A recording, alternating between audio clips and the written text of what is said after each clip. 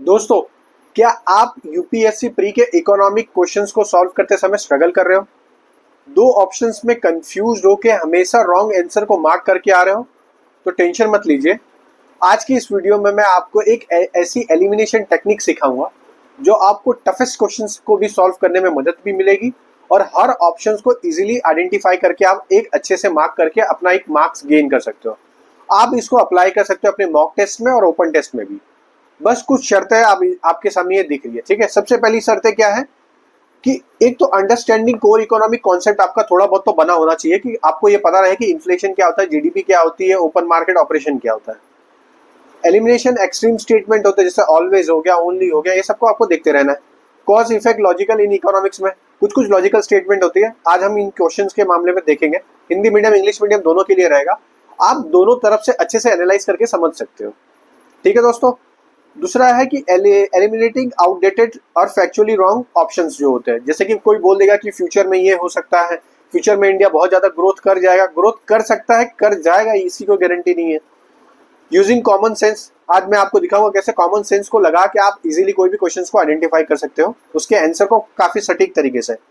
Handling data based question smartly, कैसे आप एक क्वेश्चंस को उसके ही ऑप्शंस के थ्रू पे निकालोगे, आज उसके बारे में बात करेंगे बिना टाइम वेस्ट करते हुए। रैपिड क्वेश्चन आंसर होगा ये, बस आप देखते जाइए, सीखते जाइए। देखिए, पॉज करिए, इस क्वेश्चंस को पढ़िए। सबसे पहला क्या है, despite being a high saving economy, capital formation में not result in a significant increase in the output due to. अब देखिए यहाँ पे कैपिटल फॉर्मेशन के बारे में बात किया है, ठीक है। सबसे पहले आपके दिमाग में क्लियर हो जाए कैपिटल क्या होती है और कैपिटल फॉर्मेशन कैसे होता है, बस ये आपके दिमाग में क्लियर है। चलिए अब देखते हैं। वीक एडमिनिस्ट्रेटिव मैकेनिज्म, इसके बारे में तो बात ही नहीं, सीधा सीधा ये कट जाएगा। इलिटरेसी, ह्यूमन कैपिटल फॉर्मेशन होता है, वो इलिटरेसी में अकाउंट हो जाता है। और एक आता है हाई पॉपुलेशन डेंसिटी, दूसरा आता है कैपिटल आउटपुट रेशियो।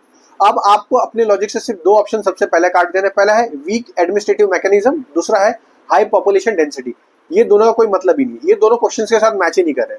अब दूसरा ऑप्शन है इलिटरेसी और हाई कैपिटल आउटपुट रेशियो। अब हाई कैपिटल आउटपुट रेशियो आपका ये पूरा क्वेश्चन को डिफाइन कर, दैट्स इट, ठीक है। चलिए देखिए दूसरे क्वेश्चन पे चलते हैं। सेम क्वेश्चन है, बस थोड़ा सा मॉडिफाई किया है।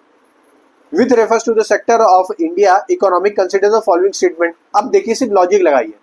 स्टोरेज ऑफ एग्रीकल्चर प्रोडक्ट, अगर आपने बेसिक इकोनॉमिक्स एनसीईआरटी पढ़ी है, 12th की एनसीईआरटी से सब डायरेक्ट क्वेश्चन है, कहीं बाहर से नहीं आया। मैक्रो इकोनॉमिक को उठा के पढ़ लीजिए, और दूसरा इकोनॉमिक डेवलपमेंट ऑफ इंडिया, ये 12th की दो एनसीईआरटी है, इन दोनों को अच्छे से पढ़ लीजिए, आपको ये सब क्वेश्चन एज इट इज मिल भी जाएंगे। देखिए, स्टोरेज ऑफ एग्रीकल्चर प्रोड्यूसर, अब एग्रीकल्चर का प्रोड्यूसर को कहीं पे स्टोर कर रहे हो। अब एग्रीकल्चर खुद एक प्राइमरी सेक्टर में आता है, लेकिन जब वो स्टोर होता है तो कौन से सेक्टर में आता है, मतलब आप उसके लिए एक इंफ्रा बना रहे हो जहां पे वो स्टोर होगा, तो वहां पे कूलर लगेगा, वहां पे एक रेफ्रिजरेटर सिस्टम लगेगा, तो वो सब लगेगा, तो वो कौन से लेवल पे चला जाएगा, टर्शियरी।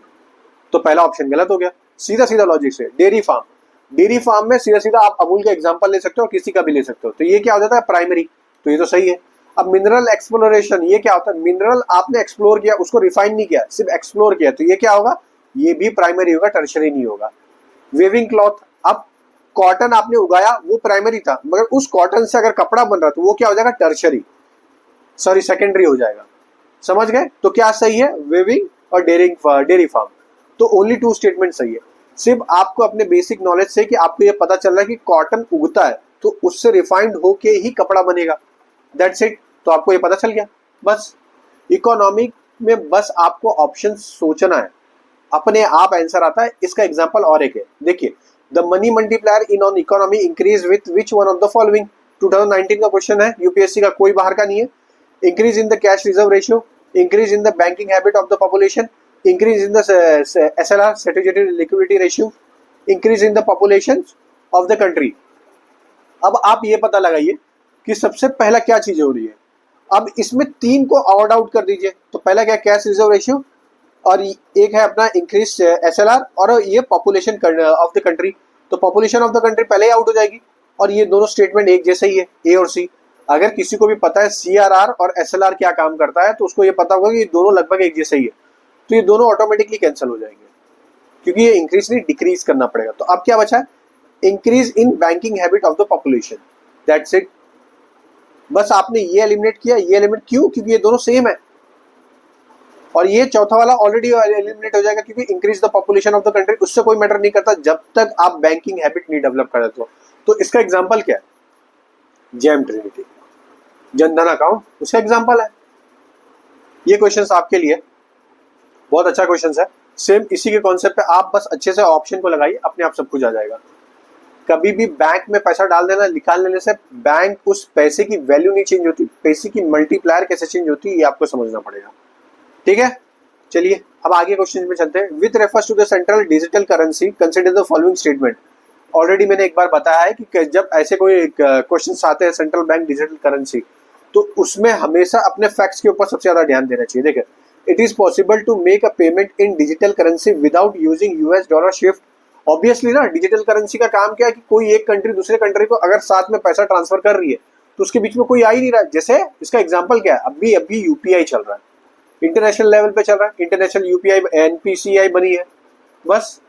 तो पहला स्टेटमेंट सही है। दूसरा क्या, a digital currency can be distributed with a condition programmed into it such as a time frame for spending it. Obviously दोनों स्टेटमेंट में कोई नेगेटिव नहीं है और एज इट इज पढ़ते समय बहुत सिंपल सा लग रहा है और दोनों बहुत सिंपली इसको एक्सप्लेन भी कर रहे हैं बिना किसी ग्लिच के। तो इसका ऑप्शन क्या हो जाएगा? सी। देखिए, एक चीज आपको अपने दिमाग में क्लियर रखनी पड़ेगी कि कुछ ना कुछ तो बेसिक नॉलेज होना चाहिए। कोई जादू की छड़ी नहीं है एलिमिनेशन। एलिमिनेशन हमेशा आपके बेसिक कॉन्सेप्ट से ही आएगा। अगर आपका बेसिक कॉन्सेप्ट अच्छा नहीं है तो मैं बतेरे तरीके बता दूंगा, भाई इस बार ये आया था, इस बार ये आया था, इस बार ये आया था। आप जाओगे अपने क्वेश्चन पेपर में जाओगे तो यूपीएससी उस टाइम पे क्वेश्चन पेपर चेंज कर देगा, तो आप क्या करोगे? तो एलिमिनेशन तभी काम आती है जब आपका लॉजिक काम आता है। सबसे पहला होता है आपका कॉन्सेप्ट, जो 30 से 40 क्वेश्चन होता है, जो फिक्स है, जो आपको आएगा ही आएगा। उसके बाद आता है आपका एलिमिनेशन। एलिमिनेशन आपका 40 मार्क्स और 40 क्वेश्चन बढ़ा के देगा, मतलब आपने 70 क्वेश्चन टोटल आप करेक्ट करके आ सकते हो। उसके बाद जितना काम चालू होता है वो आपका चालू होता है इंटेलिजेंट गेसिंग। इंटेलिजेंट गेसिंग का सबसे बड़ा पार्ट होता है एलिमिनेशन, दूसरा पार्ट होता है तुक्का, आपका इंट्यूशन। ठीक है, चलिए पॉज करिए, इसको देखिए और अपना इंट्यूशन डेवलप करिए। When the Reserve Bank of India reduced the statutory liquidity ratio 50 basis point, which one of the following is likely to happen? ऊपर ही आपने देखा था SLR क्या कर रहा है और CRR डिक्रीज होगा तो क्या होगा। अब आप इसको बहुत सिंपल तरीके से समझिए। ठीक है, पॉज करिए, इसको आंसर दीजिए, बहुत सिंपल सा आंसर है। ठीक है, चलिए देखिए, India GDP growth rate increase drastically, नहीं हो सकता ना। देखिए अब ये क्या है, एक एक्सट्रीम स्टेटमेंट है और बोल रहा है कि हो ही जाएगा। पहले मैंने स्टार्टिंग में आपको बता, देखिए पहला गलत हो गया। Foreign institutional investor may bring more capital into our country, ये भी देखो स्पेक्यूलेशन है, तो ये दोनों स्पेक्यूलेशन था, दोनों सीधा गलत हो गया।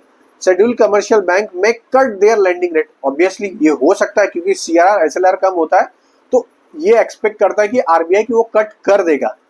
मगर इधर देखिए मे लगाया, कंफर्म बोल देता ना कि शुड बी तो गलत होता है, अगर मे लगाया तो मतलब कर सकता है। ठीक है, it may drastically reduce the liquidity to the bank. अब देखिए यहाँ पे भी मे लगाया, मगर यहाँ पे जो एक एक्सट्रीम वर्ड यूज किया ड्रास्टिकली, ड्रास्टिकली तो नहीं करेगा, तो ये गलत हो गया, ये गलत हो गया, ये गलत हो गया, और सी आपका ऑटोमेटिकली सही हो गया। ऑटोमेटिकली सिर्फ आपको अपने माइंड को काम करना है बस।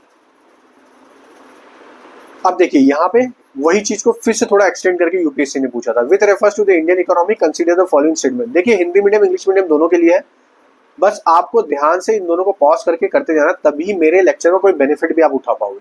ठीक है, bank rate, open market operation, public डेब्ट और पब्लिक रेवेन्यू।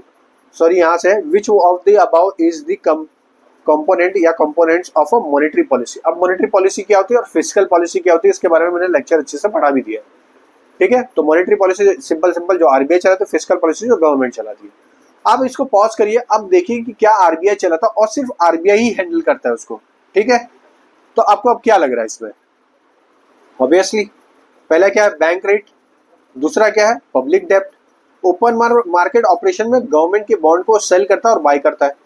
पब्लिक रेवेन्यू किसका काम है, फिस्कल पॉलिसी का। तो चार अपने आप कैंसिल कर दीजिए, आपने इतना पढ़ा तो कैंसिल कर दीजिए। अब आपको कंफर्म करना है कि 1 और 2 सही है कि नहीं है, 3 और 4 सही है कि नहीं है। अब आपको ये पता चल गया कि ओपन मार्केट ऑपरेशन में आरबीआई अपना काम कर रही है, बैंक रेट में अपना काम कर रही है, तो इसका ऑप्शन क्या हो जाएगा, 1 और 2। पब्लिक डेब्ट में फिस्कल पॉलिसी आ जा रही है, सेम चीज है। पब्लिक रेवेन्यू में फिर से फिस्कल पॉलिसी, मतलब गवर्नमेंट का पार्टिसिपेशन आ जा रहा है, एज इट इज है। चलिए देखिए अब ये क्वेश्चन देखिए, डेफिनेटली पॉज करिए और मैंने अभी तक जितना दिखा है बस उसको अप्लाई करिए. With refers to Indian economy, consider the following statement. If the inflation is too high, Reserve Bank of India is likely to buy government security. अगर गवर्नमेंट सिक्योरिटी आरबीआई बाय करेगी तो आरबीआई को पैसा देना पड़ेगा, मतलब market में पैसा फ्लो होने लग जाएगा. अब मार्केट में पैसा ऑलरेडी है तभी तो इन्फ्लेशन आया. अगर आप और पैसा डाल दोगे, इन्फ्यूज कर दोगे तो और इन्फ्लेशन बढ़ जाएगा. तो इसका मतलब क्या हो गया कि पहला क्वेश्चन गलत हो गया. तो अब ये गलत और 2-3 आ गया. पढ़ने की जरूरत पड़ी मुझे दोनों? नहीं, सिर्फ बेसिक था कि अगर मैं कोई गवर्नमेंट, अगर आरबीआई कहीं से उठा दी कोई चीज तो उसके बदले पैसा देगी, वो पैसा मार्केट में फ्लो होगा. इन्फ्लेशन है तो इन्फ्लेशन का मतलब होता है कि पैसा ज्यादा है मार्केट में. अब हर पर्सन के पास ज्यादा पैसा आ रहा है. अब आपने और पैसा देने की कोशिश करोगे तो और ज्यादा इन्फ्लेशन आएगा, तो इन्फ्लेशन तो कंट्रोल नहीं होगा. बस आपको यही बेसिक नॉलेज होता है और इसके थ्रू पे आप एलिमिनेशन कर दिए. अब आपको ये 2-3 नहीं पता, आपने एक ही पता लगा लिया, आपने कैंसिल कर दिया और आ गया. ठीक है. अब देखिए ऐसे वाले क्वेश्चंस कैसे किए जाते हैं स्टेटमेंट के, बहुत फेवरेट है और यूपीएससी पूछता. आधे लोग बस बौरा देते हैं कि भाई ये कर नहीं पाते. देखिए मैं एक ट्रिक बता रहा हूँ, इस ट्रिक को अपने दिमाग में गांठ बांध लीजिए और पक्का ये ट्रिक आप अगर सीख लिया आज तो आपका आज के बाद से ये क्वेश्चंस कभी नहीं गलत होगा. स्टेटमेंट 1 क्या है? The post pandemic recent past में central bank world wide had carried out interest rate hike. अब देखिए इसके बीच में आपको लगाना है because central bank generally assume that they have the ability to counteract the rising consumer price via monetary policy means. अब आपने यहाँ पे बिकॉज लगा दिया और यहाँ से फिर आपका ये स्टेटमेंट दोनों को एक दूसरे के साथ अलाइन हो रहा है. तो इसका मतलब हो गया स्टेटमेंट 1. सिर्फ बिकॉज लगाने पे आपको ये पता चल गया. ठीक है. देखिए यह काउंटर और एक्ट के बीच में स्पेस है, मैंने किया नहीं है इसके लिए. ठीक है. तो ये बिकॉज बस आपको लगाना है जब भी स्टेटमेंट. सेम चीजें हिंदी वालों को भी वैसे ही लगाना है और आपको आंसर मिल भी जाएगा. ठीक है. अब चलता है core banking solution is a sometimes seen in the news. Which one of the following statement is best described या described in these terms में? ठीक है. It is a network of a bank branch which enable a customer to operate their account from any branch of the bank on its network regardless of where they open their account. Core banking solutions. ठीक है. फिर क्या है? It is on effort of increase RBI's control over the commercial bank through the computerization. ये computerisation के through पे control करेगी. दूसरा है it is a detail procedure by which a bank with a huge non performing asset is taken over the another bank. अब ये statement क्या इससे कुछ मिलता जुलता लग रहा है क्या आपको? आप सोचिए सिर्फ, क्या आपको थोड़ा भी ऐसा लग रहा है कि ये भैया ये इसके साथ मिल जा रहा है? नहीं ना. तो फिर सोचिए, अब आपको ये क्वेश्चन इसके साथ मिल ही नहीं रहा तो तीसरा आपने गलत कर दिया. क्या बचा?